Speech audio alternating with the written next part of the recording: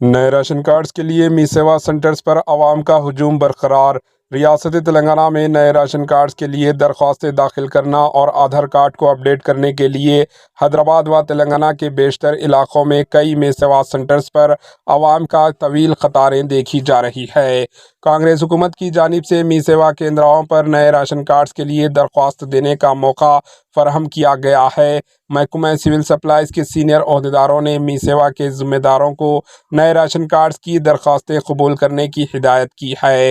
نئے ration cards کے لیے درخواست دہندگان صبح 7 بجے سے ہی می سیوا سینٹرز کے باہر لائنوں میں جمع ہو رہے ہیں، جس میں بچے بھی شامل ہیں۔ ان لوگوں کے لیے نہ تو پانی کی سہولت ہے، لوگ بے چینی کے عالم میں ڈوبے ہوئے ہیں۔ Bureau report H news. H news کے یوٹیوب چینل کو سبسکرائب کریں اور بیل آئیکن کو دبانا نہ بھولیں تاکہ آپ کو ہر نئی آنے والی ویڈیو کا نوٹیفیکیشن بر وقت مل سکے۔